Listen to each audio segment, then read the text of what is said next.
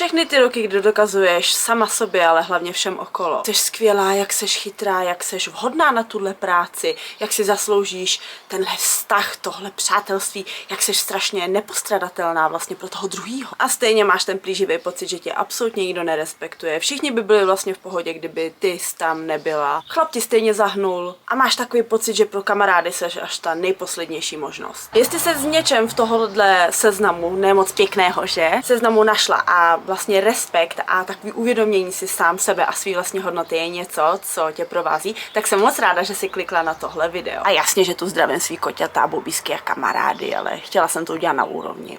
Kámošové, doufám, že v tomhle případě spíš kamarádky. Myslím si, že většina z nás dlouho žila v takový té představě, že to, aby ti lidi respektovali, je něco, co ty nemůžeš ovlivnit, že to je prostě jejich vizitka. A že ty seš přece hodnej člověk, hodná holka, oni to musí vidět, tak ti vždycky všechno musí vyjít. Nikdo se k tobě nebude chovat špatně, nikdo tě nebude přehlížet, nikdo tě nebude zesměšňovat. Já si myslím, že to tak není. Taky si myslím, že jsem dala dohromady pár svých super tipů a poznatků, který bych ráda předala i tobě. Takže jestli to je něco, co potřebuješ, a já věřím, že jo, protože já to potřebuju sama taky slyšet a tuhle tu manzru, co budu říkat vám, je něco, co sama sobě opakuju hodně často, protože je to těžký se to naučit. Ale dá se.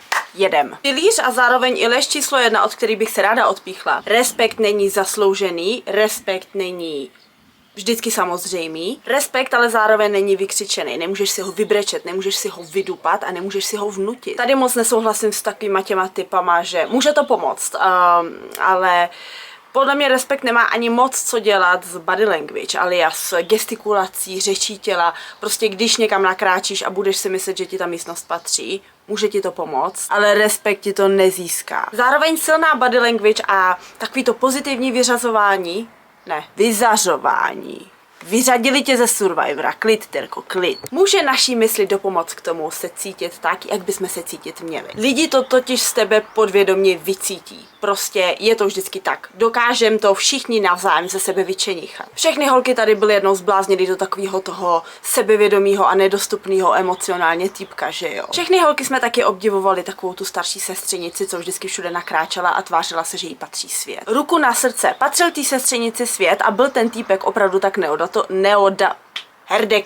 neodolatelný. Pochybuju. Oba dva prostě uvěřili tomu, že takový jsou, a protože tomu oni věřili a ten jejich pilíř té víry sám v sebe byl tak silný, tak jsme tomu uvěřili i my všichni okolo. Dobrá zpráva teda je, že tohle je něco, co se dá naučit a není to tak, že u těch prostě sebejistých lidí a sebevědomých a úspěšných a nebo prostě jenom šťastných, což je vlastně ten největší úspěch a největší forma úspěchu. Nedá se prostě u nich říct, no ona je prostě taková, ona má kliku. Možná jo, ale možná taky ne. Svět okolo tebe, všechny příležitosti, všechny vztahy, všechny tvý citový vazby, i jiný, pracovní, přátelský, i prostě jenom na nějaký komunální úrovni, profesionální. Všichni tě budou respektovat, když ty začneš tím, že budeš respektovat sám sebe. Říkáš si, jak na to, když sám na sobě cítíš, že tohle je něco, v čem prostě pokulháváš, že sám respekt sebe prostě úplně nemáš. Po tom prvním kroku, což je takový to uvědomění, že to začíná prostě v tom našem uvědomění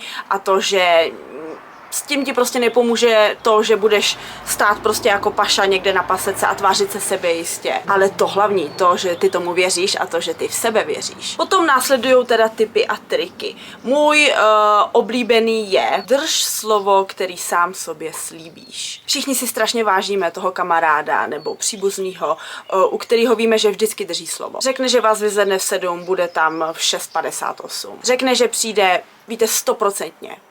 Že on nebo ona prostě přijde. Řekne, že nemůže, protože musí být někde, kde je to pro ně důležitější. OK. Vy to stejný musíte dělat pro sebe. Slíbili jste sobě, že prostě vstanete v tu hodinu, tak prostě vstanete. Slíbili jste sami sobě, že nejste v tomhle šťastný, že to chcete změnit, tak to změníte. Znáte takový ten dobrý pocit, když máte za sebou den, takový produktivní, řekněme, ale spíš bych to nazvala takový ten den, kdy si prostě splníte všechny ty svý, ne předsevzetí, ale všechny ty svý úkoly, který dáte sami sobě. Jak se vám ten den spí, jak se ten den cítíte, to jsou přesně ty dny, kdy si říkáte, jsem úplně na káry stahaný, ale bylo to dobrý dneska, jo. Když to, jak se cítíte potom dny, kdy se proválíte s telefonem, No řekněte mi jak. Na hovno. Je to stejný, to s tím souvisí. Prostě vy vnitřně víte, kdy ten slib sám sobě splníte a ten pocit té blaženosti, to je to, kdy narůstá ten váš self-respect sám k sobě. Další tip. To, že na něčem pracuješ tvrdě, neznamená, že to automaticky dostaneš. Trošku se nám to dramaticky rozpršelo, ale to jenom dá na důrazu téhle situace, vážení. Vím tady o jakoby vynucování si něčeho, nebo vyprošení, nebo vybrečení často něčeho. Ukázání emocí není slabost a to bych dohromady s tímhle úplně nemíchala. Ale taková ta přehrocená reakce, to nikdy, nebo většinou aspoň z 99% nevede k něčemu dobrému. Jak se cítíte den potom, co někde uděláte, že kolosální scénu, ale že kolosální. Pro ty z vás, co to nikdy nezažili, tak já to můžu vám vysvětlit. Jak se cítíte den potom, co z vaší strany, kdy vy jste prostě nezvládli emoce a nehledě na to, že jste prostě to mysleli z dobrýho úsudku, že jste něco tak moc chtěli, že jste to chtěli tak moc vyjádřit, vám prostě takzvaně ruplo v kouli a buď to jste se rozbrečeli nebo rozeřvali, každopádně mělo to za následek prostě nějakou vyhrocenou scénu, takhle bych to řekla, opravdu vyhrocená scéna. Den potom se cítíte jako největší blb. Vy to cítíte, ta ztráta sebekontroly, ta ztráta toho, že jste nedokázali emočně, prostě emoční inteligencí udržet na uzdě to chování a prostě měli jste černo před očima, řvali jste, házeli jste věcma, brečeli jste, odcházeli jste. Málo kdy to dovede k dobrému nebo k tomu kýženému výsledku. A když jo, tak to nebylo dobrou cestou. Vysvětlím.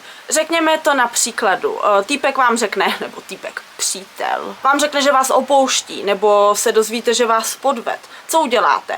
Jestli uděláte tu předchozí zmíněnou scénu, ubližujete tím jenom sami sobě. Ne tomu, který by si to v ten moment zasloužil. Navíc, jako nevím proč, ale lidský bytosti jsou prostě udělaný tak, že tohle je něco extrémně neatraktivního. Takže i jestli to bylo samozřejmě myšlený, takže jste si to někoho chtěli udržet tímhle velmi špatným způsobem, tak to pravděpodobně bude mít za následek takovej, že týpek se v ten moment ještě víc rozhodne, že no tak tady já se zabalím. Tohle je něco, s čím já sama extrémně bojuju. Já jsem prostě hádavá povahou. Neznám moc slovo reagovat v klidu, nebo pro mě úplně největší jako level, kam jsem ještě často nedošáhla, ale už chvílma, jo, je prostě být ticho, nereagovat ničím. Ono totiž klid a mlčení je často mnohem hlasitější než to, když po někom mrsknete talířem. Mrsknete talířem versus jste v klidu a neodpovíte vůbec.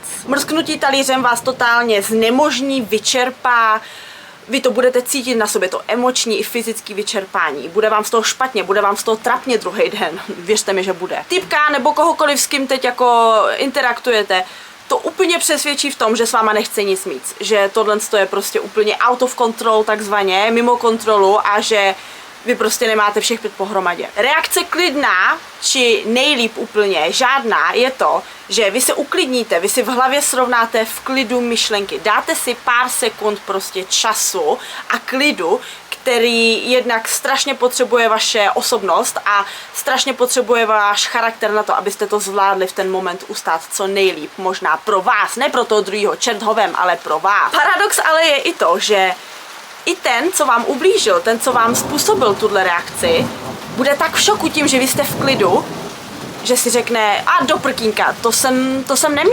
neměla. Koukni na ní, jak je klidná a skvělá, pane bože, a vlastně, jak jsem jí mohl ztratit, jak jsem to mohl udělat, to musím napravit, ježišmarja, koukni na ní, s ní to vůbec nic nedělá, že já jsem jí ublížil. Zní to jako paradox či oxymoron, češtináři, pojďte sem, ale je to tak. Další tip jsou kašlat na slova, řídit se činama. Tady si s dovolením opět a znova vezmu ten příklad typu přijde za váma frér a rozchází se s váma. Nebo ne, teď lepší. Přijdete na to, že vám frér zahýbá a chcete ho konfrontovat. Vy, protože jste skvělá, báječná, vynikající, ho samozřejmě chcete vyděsit k smrti. A tak uděláte scénu plnou zase zmiňovaného házení talířů, ale několikrát se nezapomenete zmínit o tom, že jakmile to uděláš ještě jednou, já odcházím. Víte, co by byl mnohem lepší a silnější a jednodušší nápad odejít rovnou. Jestli budete chtít, což teda nedoporučuju, ale jestli budete chtít, vrátit se můžete vždycky. Frajer si bude ale navždycky pamatovat, že když podvede, vy se zvednete a odejdete. Ne, že budete řvát jako vyšinutá, že se jednou zvednete a odejdete, přitom oba dva víme, že asi hele ne. A to není tak zaměřený na ty chlapy, to se dá aplikovat do úplně všeho, do vaší práce, do vaší kamarádské skupiny, vás nikdo nenutí, nedrží. A teď ty věci typu, já jsem vdaná 18 let, já v té práci pracuju 21 let. Ano, ale jestli jsi tak nespokojená, že o tom mluvíš a myslíš 24/7, tak je to asi v tomhle bodě už jedno, jak dlouho tam seš, nebo jak moc seš tam zavázaná. Další bod, já jsem se ztratila v počtech, ale další bod je prostředí. To není žádný tajemství, říká se, teď nevím v jakém tom počtu, ale bav se s 6 alkoholikama, staneš se ten 7. Bav se s 4 chytrýma, staneš se 5. chytrý. Tady rozhodně neříkám změnit celou svoji přátelskou skupinu, protože jeden z kamarádů nedodělal vysokou a druhá kamarádka má ráda víno. To v žádném případě. Jestli ale seš, tohle je strašně těžký popisovat, ale myslím si, že ty sám to cítíš, že seš prostě v kolektivu, který tě stahuje dolů. A to tak, že prostě v hodně aspektech tvýho života. V jejich přítomnosti, takhle bych to popsala, v jejich přítomnosti se cítíš jakoby, je ti trapně za to, že se snažíš být trošku lepším. Takhle bych to popsala, to je úplně nejlepší ukazatel. Tyhle lidi ti řeknou, že to je blbost, že to nepotřebuješ, že jsi trapnej. A to jsou ty lidi, kterým by ses podle mě měla vyhnout, který tě fakt nikdy nikam prostě nepotáhnou nahoru. Tady u toho bodu bych se taky zastavila a řekla bych, že formu self-respektu jsem si já osobně vybudovala úplně nejsilnější v momentě, kdy jsem se nebála být sama. Já strašně chtěla na nějakou takovou expedici, na který jsem byla před rokem, ale nechtěla jsem tam jít sama, já jsem chtěla ty zážitky sdílet a samozřejmě jsem je chtěla sdílet s osobou mě nejbližší a malovala jsem si to prostě, že bez toho to nebude ono. Týpek mi bohužel řekl, že má mořskou nemoc, žraloci ho děsí a vodu nemá rád a lodě taky ne. A co já? Já jsem to vzala, řekla jsem OK, tak pojedeme prostě na tu all inclusive dovču. OK. Tomuhle se vážení neříká kompromis, jo? To, aby jsme si tady nemýlili pojmy. Ten pocit, když jsem si prostě uvědomila, že úplně všechno na světě můžu vidět sama. Nemusím vůbec čekat na nikoho a vlastně si to užiju ještě víc. Dělala jsem fakt něco, co já jsem chtěla udělat. Zařídila jsem si to podle sebe. A vlastně cestou jsem potkala spoustu lidí, kteří to měli podobně, takže jsem vlastně sama nebyla ani na minutu, bohužel. Ale důležitější, ano, měla jsem krásný měsíc, ale sama v sobě jsem si ukázala to, že já jsem si splnila to přání, splnila jsem si hlavně to svý slovo, který jsem sama sobě dala. A i to, že jsem to zvládla sama a i to, že prostě to bylo skvělý, mě v mých očích strašně jakoby vyhouplo nahoru. Přitom taková blbost, ale tohle je něco, z čeho fakt to mý sebeuvědomění a self-respect čerpá doteď. Ne každý chce jet na loď do Jižní Afriky, tohle to může být cokoliv. Může to být, že půjdete sami do fitka, půjdete sami na keramiku, na kroužek, prostě dělejte to, co chcete a nečekejte na nějakou bandu, co se tam s váma pořítí. Najdete si ji tam, to za prvý, a za druhý, vy nepotřebujete, vy tam můžete jít sami, protože vy to konec konců chcete. Další můj tip je něco, co jsem se naučila po Survivoru. Nevím, jak to přesně pojmenovat, ale je to něco ve stylu, že lidi vás nemůžou urazit, když vy jim to nedovolíte. A tím nemyslím reagovat na každou urážku tím, že ne, je to takhle, já jsem hodná, milá, uklouzlo mi to, ty víš kulový. Prostě mít hroší kůži, řekla bych. Prostě nepřipouštět si to k sobě.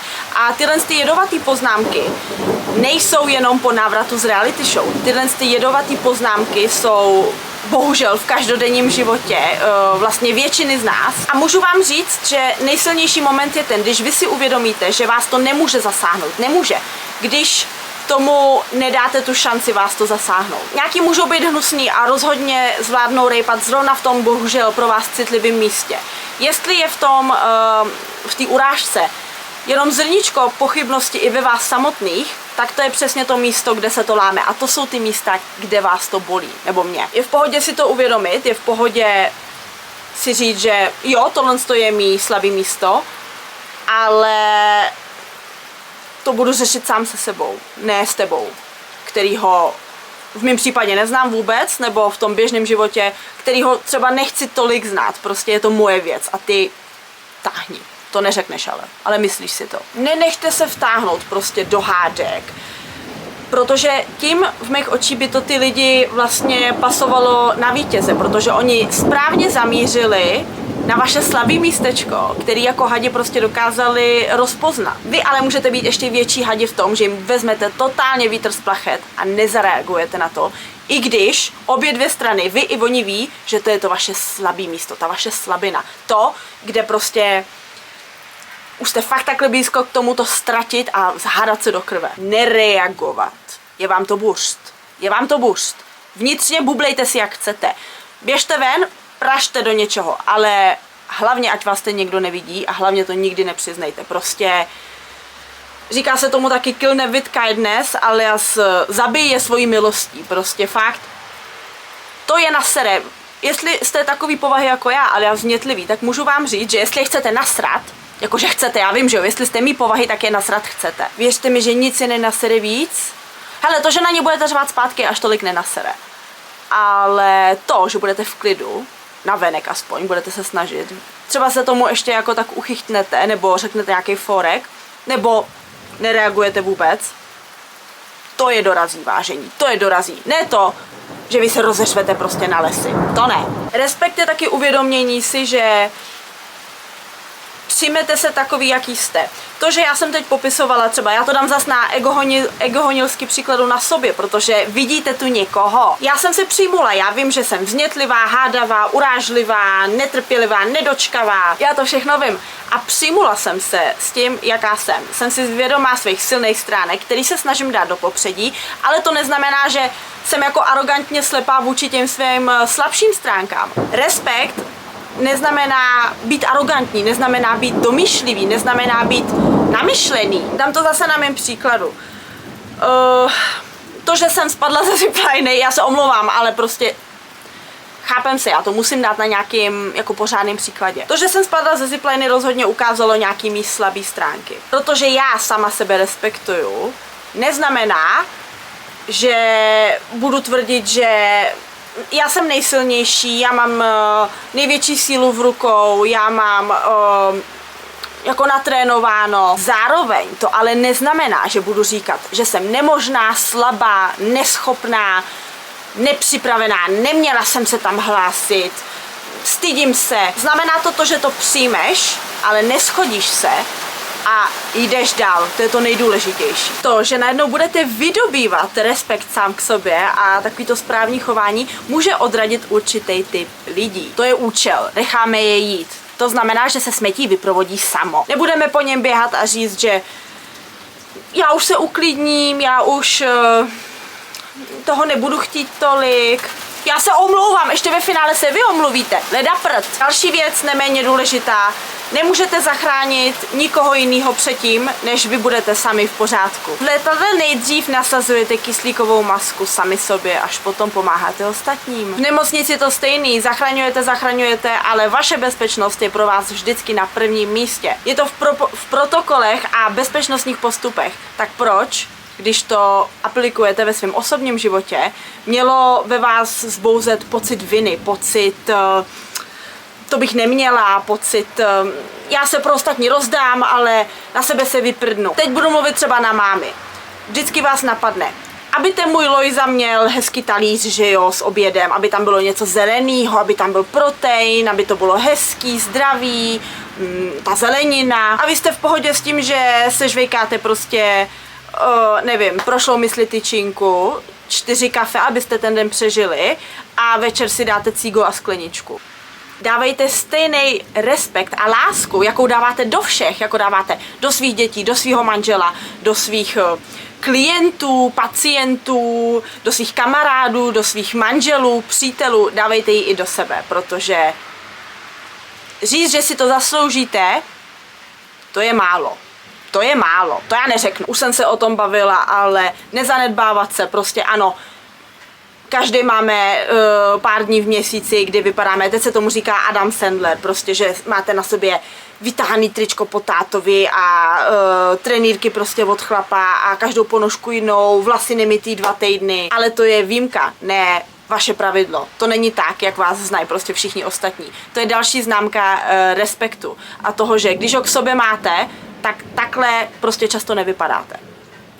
Někdy jo, neříkám, že nikdy samozřejmě, ale ne na denní bázi. Se pěkně oblečte, já s tím třeba taky strašně bojuju, ani ne s tím oblíkáním, ale i to, já taky doma chodím jako bezdomovec, přitom, když se obleču, třeba to, co mám dneska na sobě, žádná námaha a cítím se mnohem líp prostě, jo, opravdu to neznamená, že když řeknu oblečte se líp, vemte si podpatky a šaty a s tím doma jako umývejte nádobí. Prostě starat se o sebe. Použít ten parfém, který si doma škudlíte na zvláštní příležitosti. Dešť ustal, vysvítá sluníčko a to je přesně i prostě...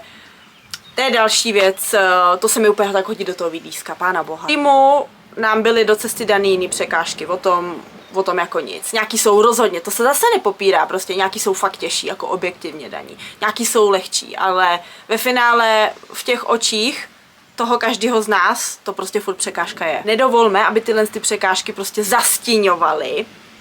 Aha, váš potenciál, vaši osobnost, vaše štěstí, vaši prostě to, že jste se narodili, že jste takový, jaký jste, se všema vašema chybama, se všema vašema nedostatkama, který často vidíte stejně jenom vy. Je prostě super a je to zázrak a pojďme se na to soustředit.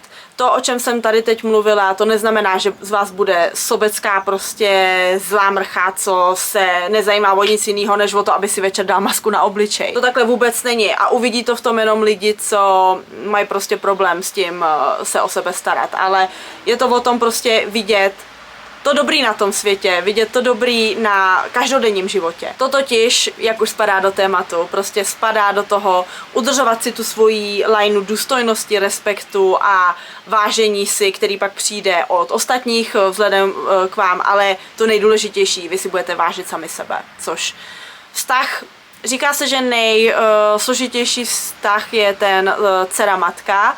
Já si myslím, že nejsložitější vztah je ten, co máme my sami k sobě. Ať jste na vaší cestě už jako úplně master, nebo jako já prostě máte s nějakýma věcma problém a nějaký už máte zmáknutý, já jsem tady vždycky pro vás, vždycky vám budu držet palce a jestli potřebujete aspoň internetově někoho, kdo vás vždycky podpoří, tak to jsem vážení já.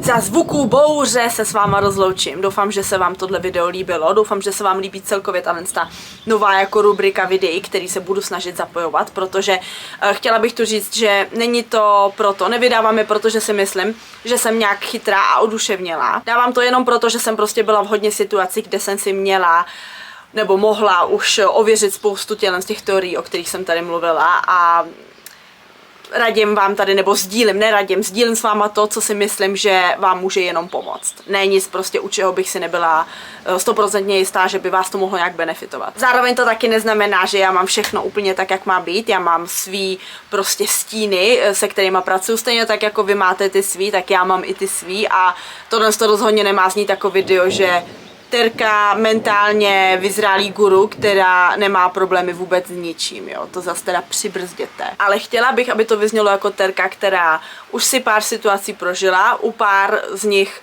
se cítí, že může dávat rady, nebo svůj úhel pohledu než rady. U pár z nich nemá ani jako páru a sama s nima bojuje, ale i to k tomu patří a patřit asi vždycky bude. Já doufám, že budu lepší prostě s každým období svého života, že mě to prostě někam posune a vylepší samozřejmě, ale nikdy to určitě nebude na prostě vyvážený lajně vyrovnaná.